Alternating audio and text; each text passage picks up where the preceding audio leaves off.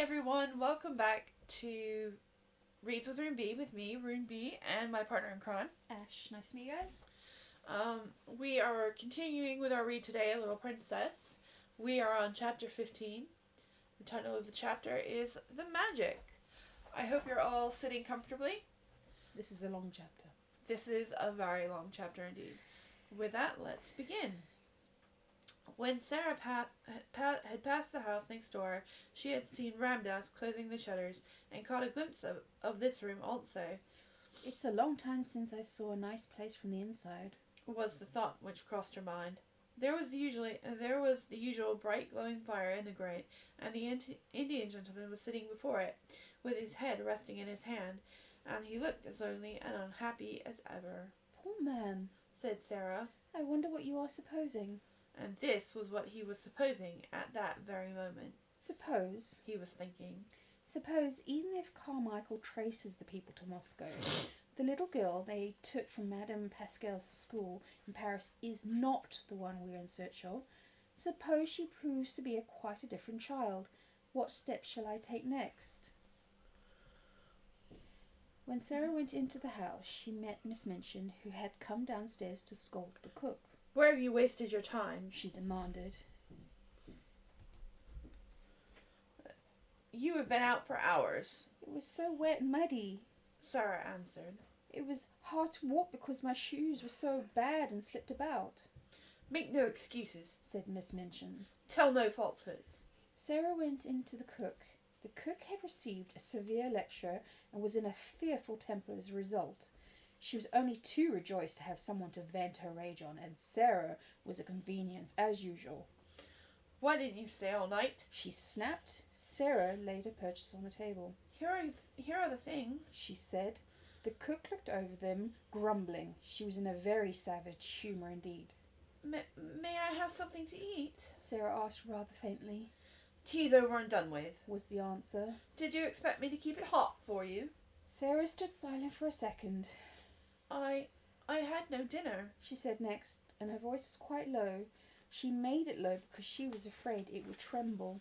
There's some bread in the pantry, said the cook. That's all you'll get at this time of day. Sarah went and found the bread. It was old and hard and dry. The cook was in too vicious a humour to give her anything to eat with it. It was always safe and easy to vent her spite on Sarah. Really, it was hard for the child to climb the 3 long flights of stairs leading to her attic. She often found them long and steep when she was tired. But tonight it seemed as if she would never reach the top.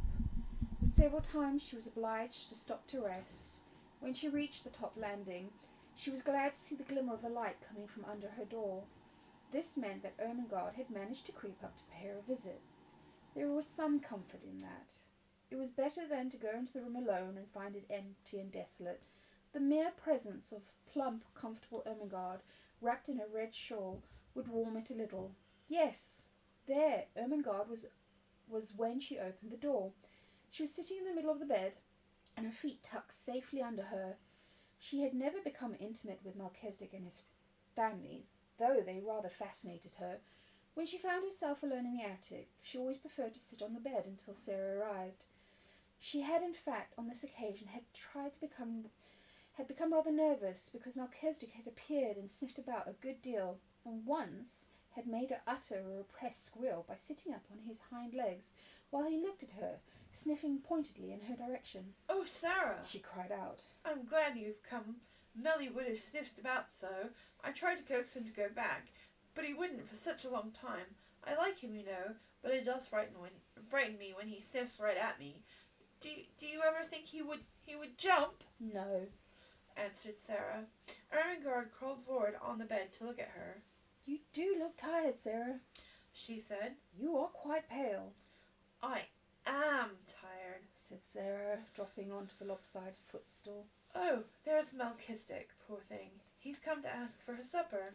Melchizedek had come out of his hole as if he'd been listening for her footstep. Sarah was quite sure he knew it. He came forward with an affectionate, expectant expression as Sarah put her hand in her pocket and turned it inside out, shaking her head. I'm very sorry, she said. I haven't one crumb left. Go home, Melchizedek. and tell your wife there was nothing in my pocket. I'm afraid I forgot because the cook and Miss Minchin were so cross." Melchizedek seemed to understand. He shuffled resignedly, if not contentedly, back to his home. "I did not expect to see you tonight, Ermy," Sarah said. Ermengarde hugged herself into the red shawl. Miss Amelia's gone out to spend the night with her old aunt. "No one ever comes," she explained. No one else ever comes and looks into the bedrooms after we're in bed. I could stay here until morning if I wanted to. She pointed towards the table under the skylight. Sarah had not looked toward it as she came in. A number of books were piled upon it. Ermengarde's gesture was a dejected one. Papa has sent me some more books, Sarah, she said. There they are. Sarah looked around and got up at once. She ran to the table and picked up the top volume and turned over its leaves quickly. For the moment, she forgot her discomforts. Ah! She cried out. How beautiful! Carlyle's French Revolution. I've so wanted to read that. I haven't, said Ermengarde. And Papa will be so cross if I don't. He'll expect me to know all about it when I go home for the holidays. What shall I do? Sarah stopped turning over the leaves and looked at her with an excited flush on her cheeks. Look here, she cried. If you lend me these books, I'll read them and tell you everything that's in them afterwards. And I'll tell it so you will remember it too. Oh, goodness! exclaimed Ermengarde. Do you think you can? I know I can, Sarah answered. The little ones always remember what I tell them. Sarah! exclaimed Ermengarde, hope gleaming in her round face. If you do that and make me remember, I'll give you anything. I don't want you to give me anything, said Sarah. I want your books. I want them. And her eyes grew big and her chest heaved. Take them then, said Ermengarde. I wish I wanted them, but I don't. I'm not clever. My father is, and he thinks I ought to be too. Sarah was opening one book after the other. What are you going to tell your father? She asked, a slight doubtful dawning in her mind. Oh, he needn't know, answered Ermengarde. He'll think I've read them. Sarah put down her book and shook her head slowly. That's almost like telling lies, she said. And lies, well, you see, they're not only wicked, they're vulgar sometimes. Reflectively. I've thought perhaps I might do something wicked. I might suddenly fly into a rage and kill Miss Minchin. I wouldn't blame her readers. It's a very short story. It really would. Miss Minchin's dead at the end.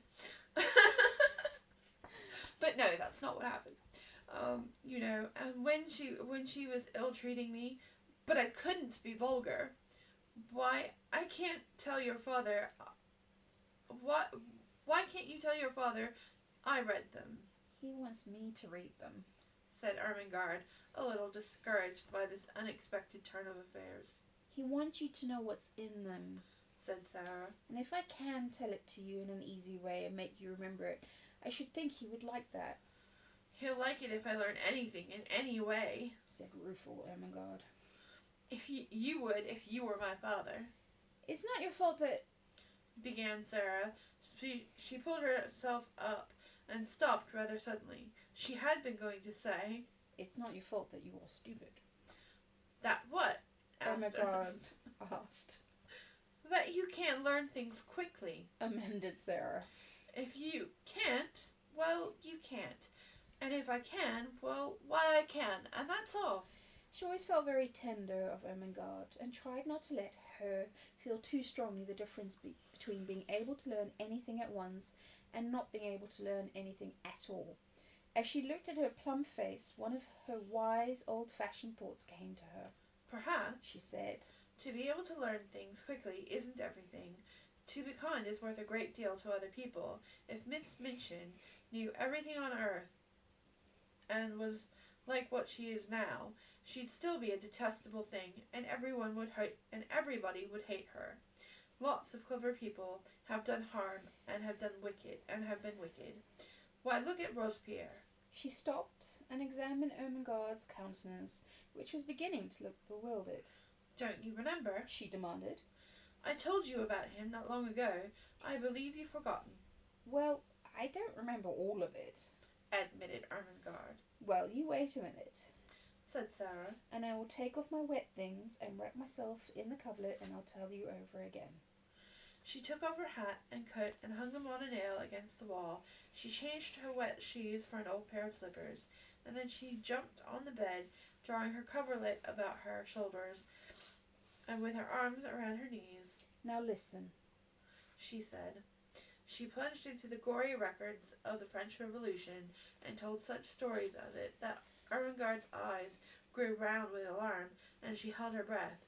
But though she was rather terrified, there was a dreadful delightful thrill in listening, and she was not likely to forget Robespierre again, or have any doubts about the Princess de Lamville.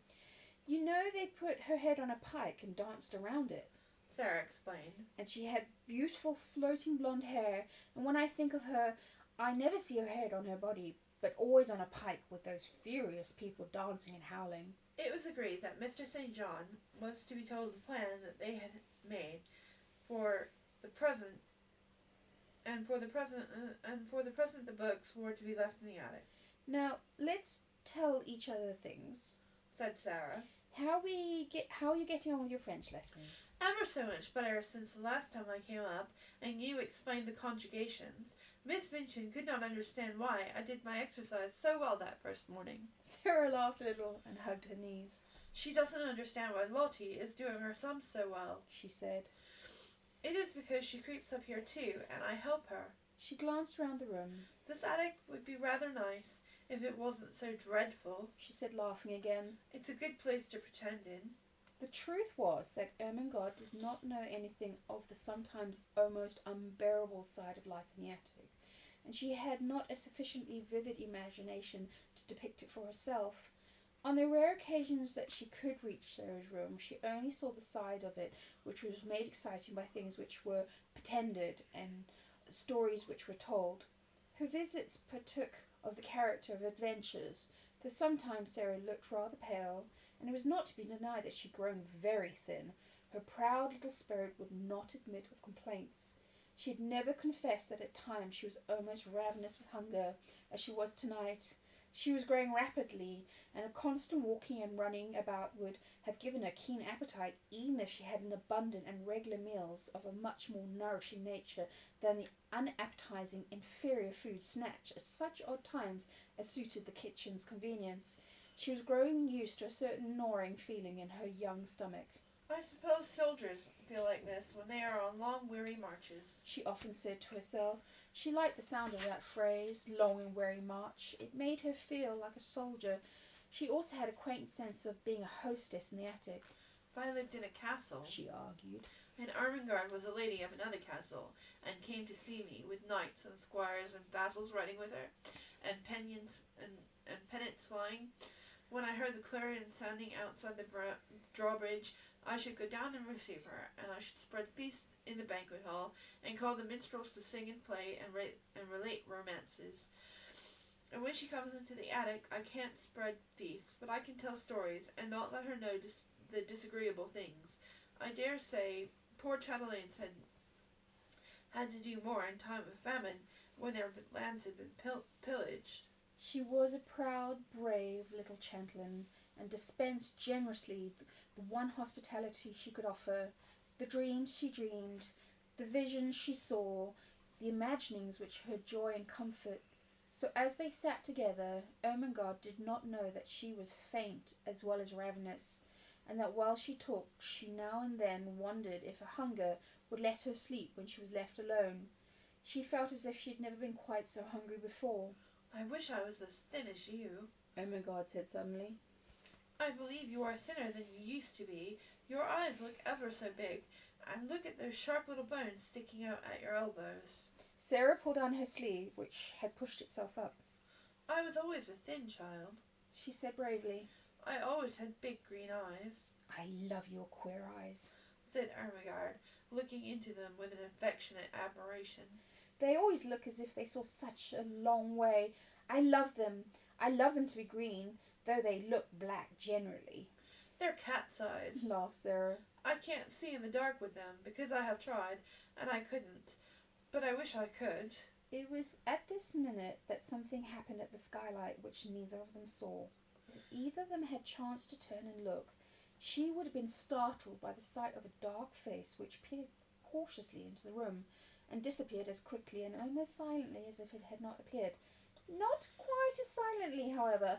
Sarah, who had keen ears, suddenly turned a little and looked up at the roof. That did not sound like Melchizedek, she said. It wasn't scratchy enough, What? Said Ermengarde, a little startled. Don't you think you heard something? Asked Sarah. No. Faltered Ermengarde. Did you? No. Did you? Perhaps I didn't, said Sarah. but I thought I did. It sounded as if something was on the slates. Something was dragged softly. What could it be? Said Ermengarde. Could it be robbers? No, Sarah began cheerfully. there's nothing to steal. She broke off in the middle of her words. They both heard the sound that checked her. It was not on the slates, but on the stairs below, and it was Miss Minchin's angry voice. Sarah sprang off the bed and put out the candle. She is scolding Becky. She whispered as she stood in the darkness. She is making her cry. Will she come in here? Whispered Ermengarde back, panic-stricken. No, she will think I'm in bed. Don't stir. It was very seldom that Miss Minchin mounted the last flight of stairs. Sarah could only remember that she had done it once before, but now she was angry enough to be coming up at least part way, and it sounded as if she was driving Becky before her. You impudent, dishonest child, they heard her say. Cook tells me she has missed things repeatedly. 'Twarn't me, Mum, said Becky, sobbing. I was hungry enough, but it 'twarn't me, never, You deserve to be sent to prison. said Miss Minchin's voice. Picking and stealing half a meat pie, indeed, 'Twarn't me. wept Becky. I could have eaten a whole one, but I never laid a finger on it. Miss Minchin was out of breath between temper and mounting the stairs. The meat pie had been intended for her special late supper. It became apparent that she boxed Becky's ears. Don't tell falsehoods, She said. Go to your room this instant. Both Sarah and Ermengarde heard the slap and then heard Becky run into her slipshod shoes up the stairs and into her attic. They heard a door shut and they knew that she threw herself on her bed. I could have eaten 2 of them, They heard her crying into a pillow. but I ain't ever took a bite. 'Twas the cook who gave it to her policeman. Sarah stood in the middle of the room in the darkness. She was clenching her teeth and opening and shutting fiercely her outstretched hands. She could scarcely stand still, but she dared not move until Miss Minchin had gone down the stairs and all was still. Wicked, cruel thing. She burst forth. The cook takes things for herself and then says Becky steals them. She doesn't. She doesn't. She's so hungry that sometimes she eats the crusts out of the ash barrel. She pressed her hands hard against her face and burst into passionate little sobs. And Ermengarde, hearing this unusual thing, was overawed by it. Sarah was crying. The unconquerable Sarah. It seemed to denote something new. Some mood she had never known. Suppose a new dread possibility presented itself to her kind, slow little mind all at once. She crept off the bed in the dark and found her way to where the table where the candle stood. She struck a match and lit the candle. When she had lighted it, she bent forward and looked at Sarah, with a new thought growing to fear in her eyes. Sarah, She said in a timid, almost awe-stricken voice. are you... You never told me.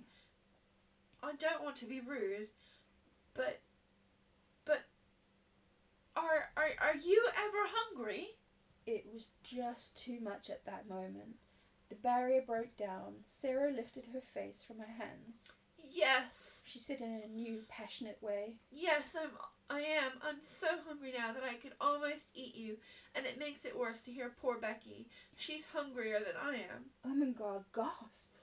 Oh, She cried woefully. I never knew, I didn't want you to know. said Sarah. It would have made me feel like a street beggar. I know I look like a street beggar.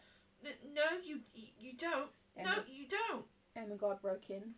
Your clothes are a little queer, but You couldn't look like a street beggar. You haven't a street beggar face, A little boy gave me a sixpence for charity.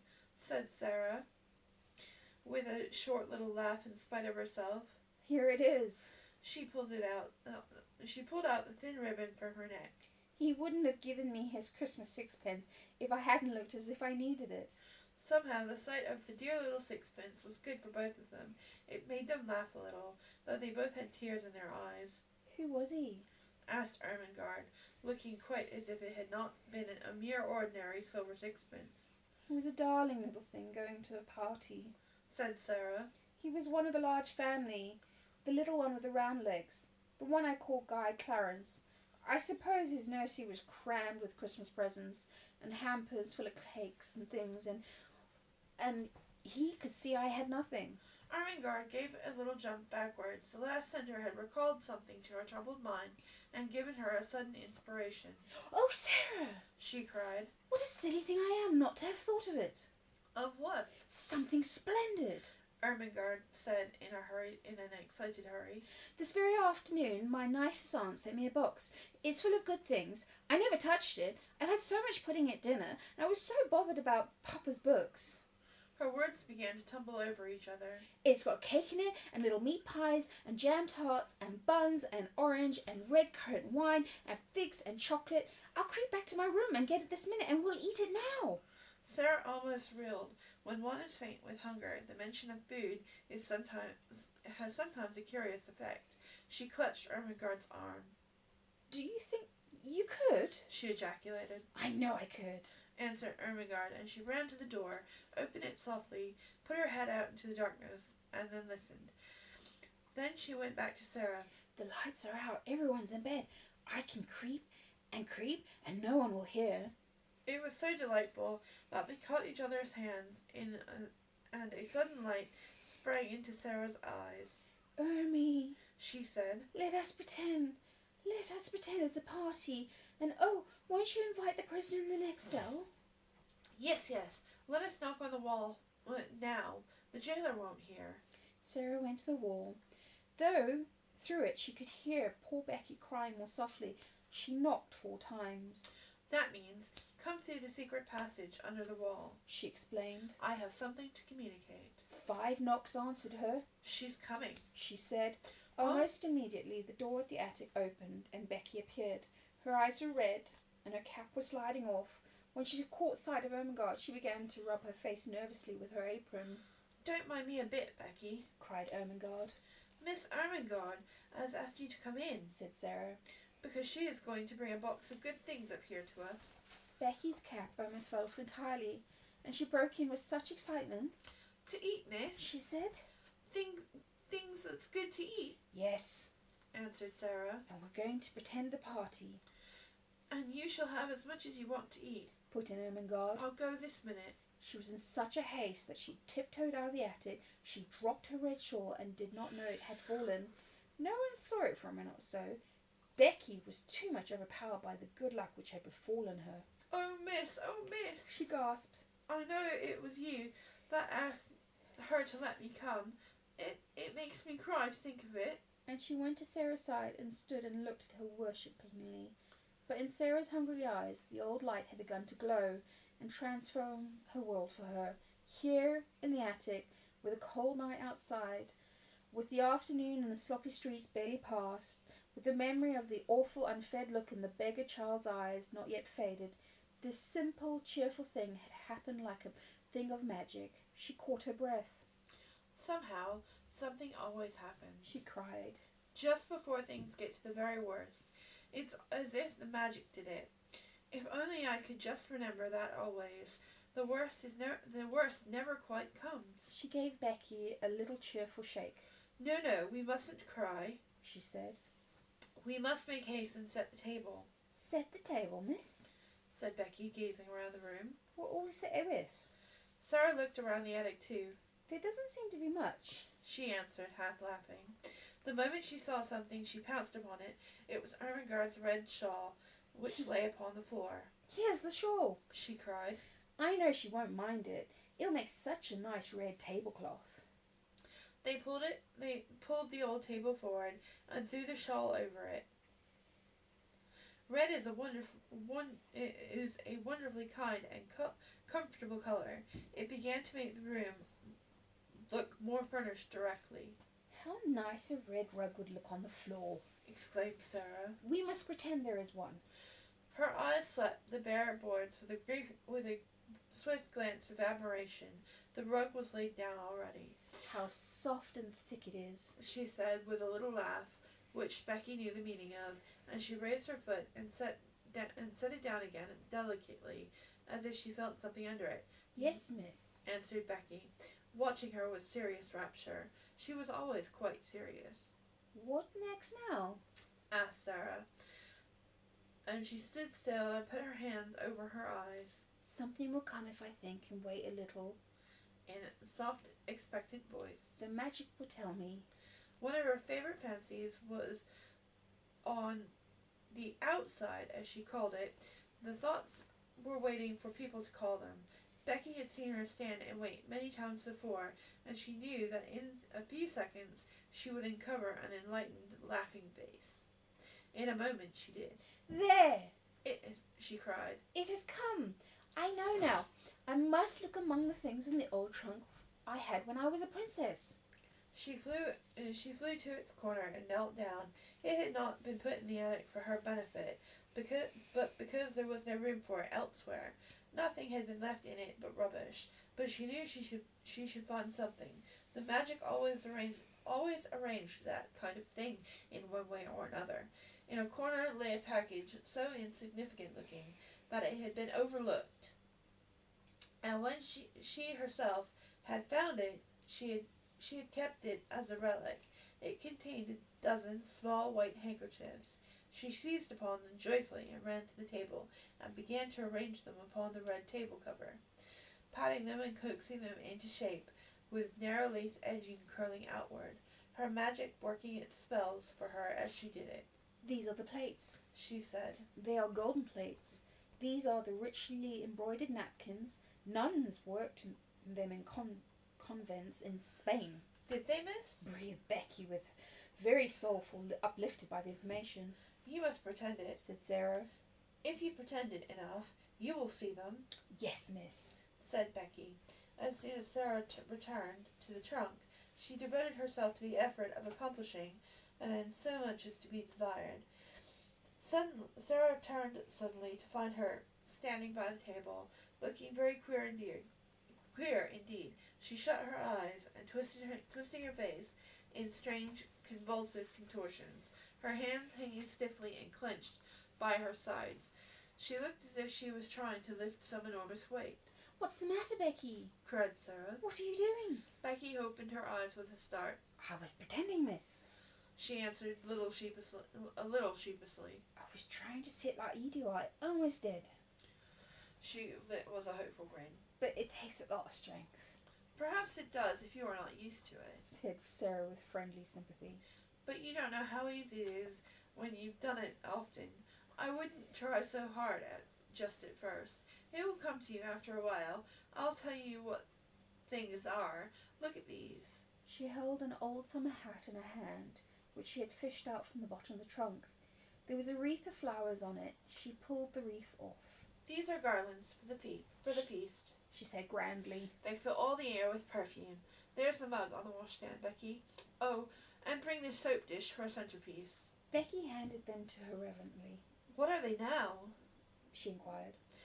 You think they was made of crockery, but I know they ain't. This is a carven flagon, said Sarah, arranging tendrils of the wreath about the mug. And this, bending tenderly over the soap dish and heaping it with roses, is the purest alabaster encrusted with gems. She touched things gently, a happy smile hovering about her lips, which made her look as if she were a creature in a dream. My, ain't it lovely? Whispered Becky.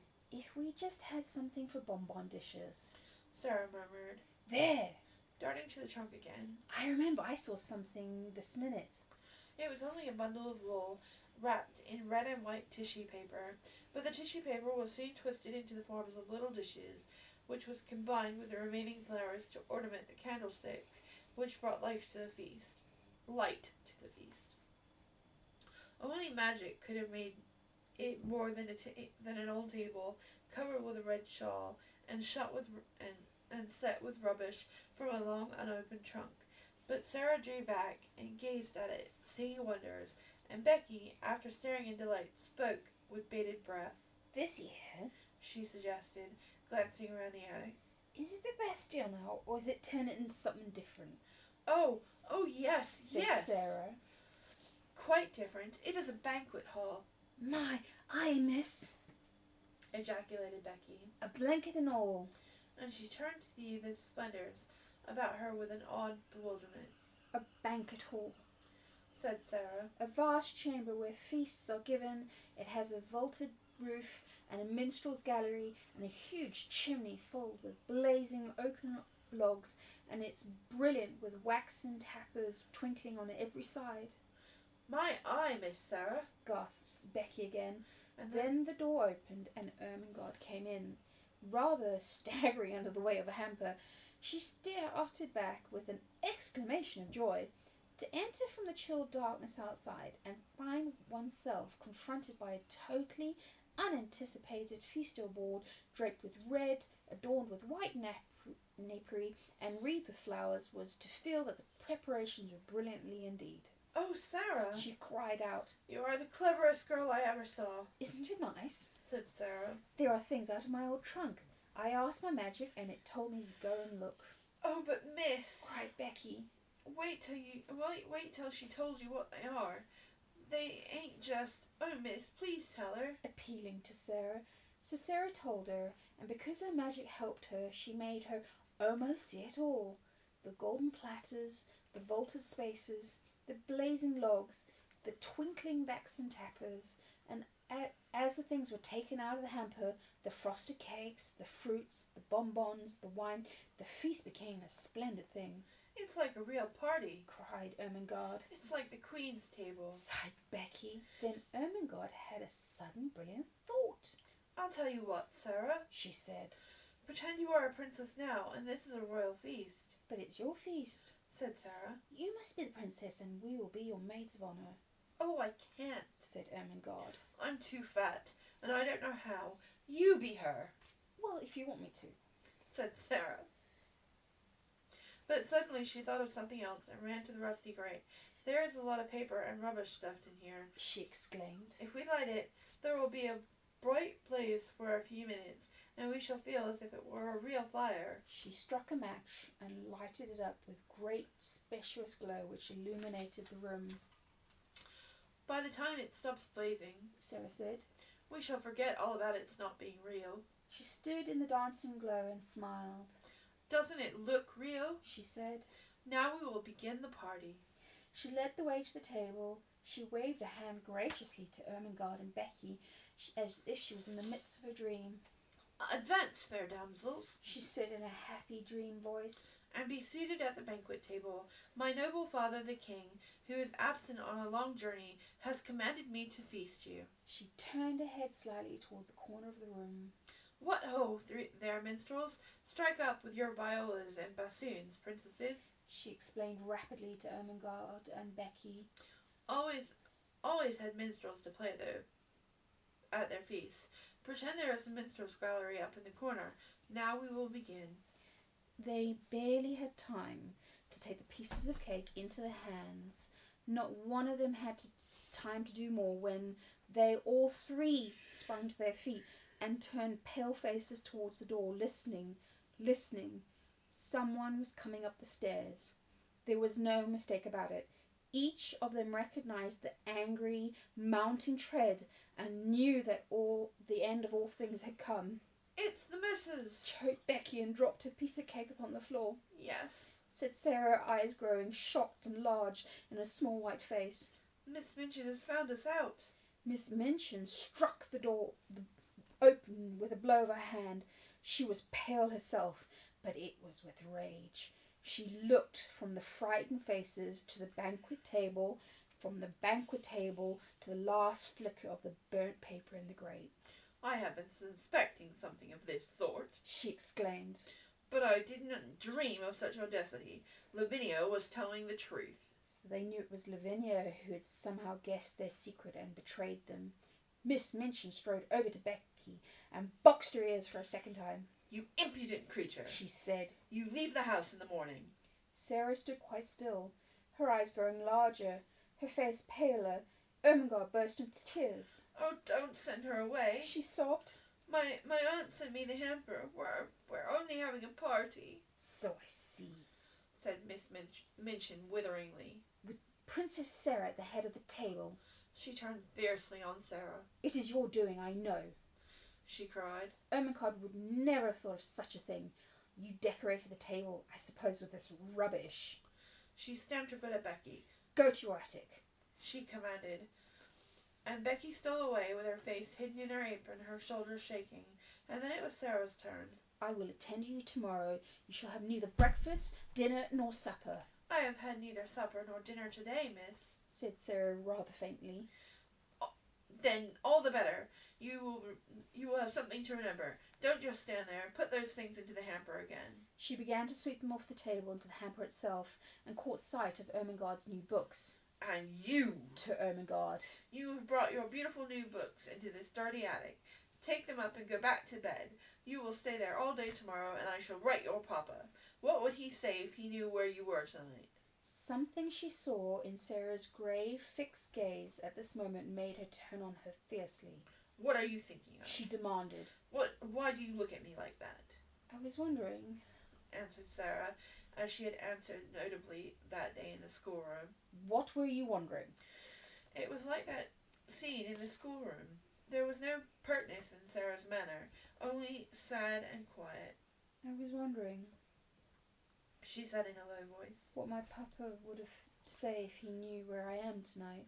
Miss Minchin was infuriated, just as she had been before, and her anger expressed itself, as before, in an intemperate fashion. She flew at her and shook her. "You insolent, unmanageable child!" she cried. "How dare you! How dare you!"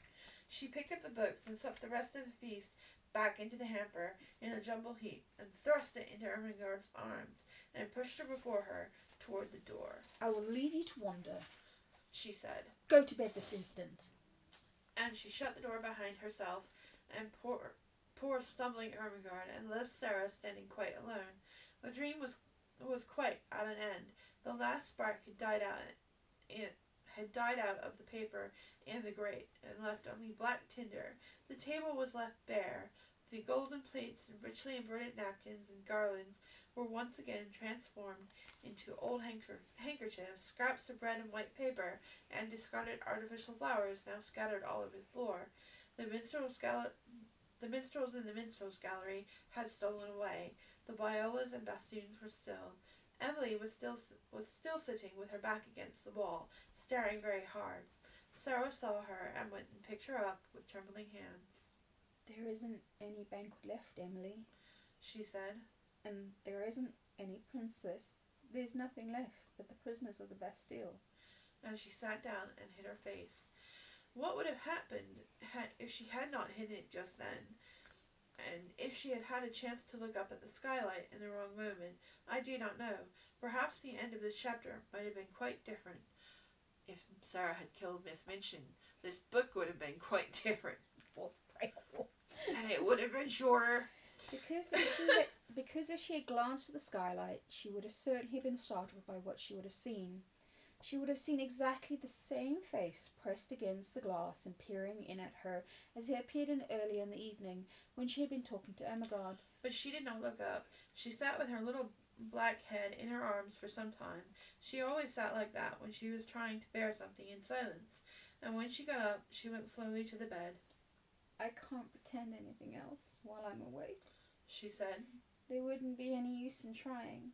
If I go to sleep, perhaps a dream will come and pretend for me." She was suddenly so tired, perhaps it was through want of food, that she sat down on the bed quite weakly. "Suppose there was a bright fire in the grate with lots of little dancing flames," she murmured. "Suppose there was a comfortable chair before it, and suppose there was a table near with a little hot supper on it, and suppose..." And she drew the thin coverings over her. Suppose there was a beautiful soft bed with fleecy blankets and large downy pillows. Suppose. And her very weariness was good to her, for her eyes closed, and she fell fast asleep. She did not know how long she had slept, but she had been tired enough to sleep deeply and profoundly, too deeply and soundly to be disturbed by anything, even by the squeaks and scamperings of Melchizedek's entire family, as if all his sons and daughters had chosen to come out of their hole and fight and tumble and play. When she awakened, it was rather suddenly, and she did not know that any particular thing had called her out of her sleep. The truth was, however, that there was a sound which had called her back.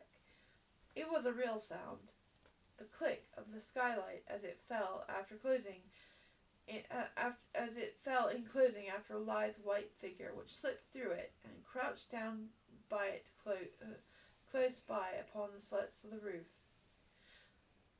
just near enough to see what happened in the attic, but not near enough to be seen. At first she did not open her eyes. She felt too sleepy and, curiously enough, too warm and comfortable. She was so warm and comfortable, indeed, that she did not believe she was awake. She never was as warm and cosy as this except in some lovely vision. What a nice dream, she murmured. I feel quite warm. I don't want to wake up. Of course it was a dream. She felt as if warm, delightful bedcloths were heaped upon her. She could actually feel blankets, and when she put her hand out to touch something exactly like a satin-covered eiderdown quilt, she must not awaken from this delight. She must be quite still and make it last. But she could not. Even though she kept her eyes tightly closed, she could not. Something was forcing her to awaken. Something in the room. It was a sense of light, and a sound of a crackling, roaring little fire. Oh, I'm awakening, she said mournfully. I can't help it. I can't. Her eyes opened in spite of herself, and then she actually smiled, for what she saw she had never seen in the attic before, and she knew she should never have seen it. Oh, I haven't awakened, she whispered, daring to rise on her elbow and look about her. I'm dreaming yet. She knew it must be a dream, for if she were awakened, such things could not be. Do you wonder what she felt if she'd come back to earth? This is what she saw. In the grate there was a glowing, blazing fire. On the hob was a little brass kettle, hissing and boiling. Spread upon the floor was a thick, warm, crimson rug before the fire. A folding chair, unfolded, with cushions on it. By the chair a small folding table, unfolded, covered with a white cloth, and upon it spread small covered dishes, a cup, a saucer, a teapot. On the bed were new warm coverings, and a satin-covered down quilt at the foot with a curious wadded silk robe, a pair of quilted slippers, and some books. The room of her dream seemed to change into fairyland, and it was flooded with warm light, for a bright lamp stood on the table covered with a rosy shade. She sat up, resting on an elbow, and her breathing came short and fast. It does not melt away, she panted. Oh, I have never had such a nice dream before. She scarcely dared to stare, but at last she pushed the bedclothes aside and put her feet on the floor with a rapturous smile. I am dreaming. I am getting out of bed, she heard her own voice say, and then, as she stood up in the midst of all, turning slowly from side to side. I'm dreaming. It stays real. I'm dreaming. It feels real. It's bewitched, or I am bewitched. Only I think I see it all. Her words began to hurry themselves.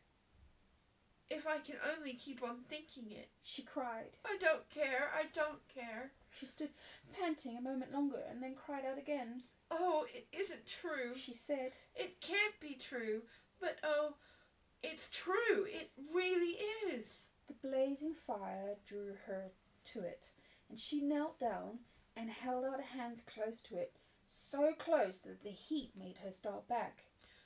A fire I only dreamed wouldn't be hot, she cried. She sprung up, touched the table, the dishes, the rug.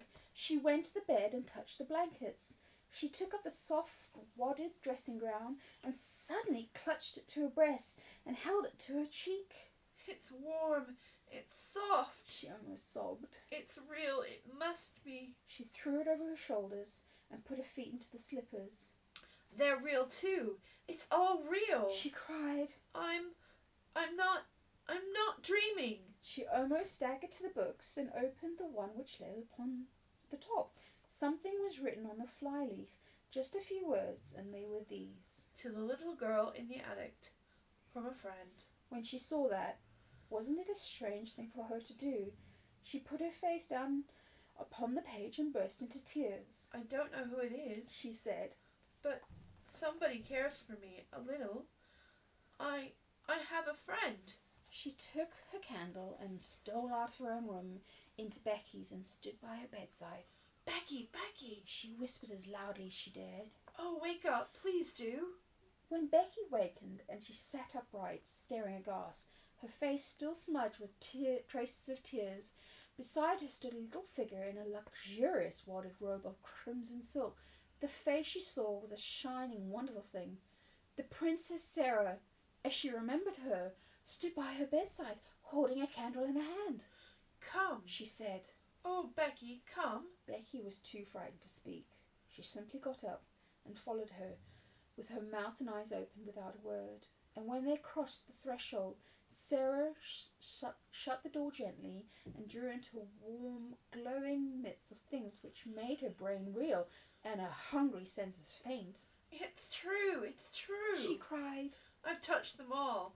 They're real as we are. The magic has come and done it, Becky, while we were asleep. The magic that won't let the worst ever things quite happen. It's real. And that's magically the end of the chapter. Thank God. Yes. We will see you next time, readers. Bye for now. Bye.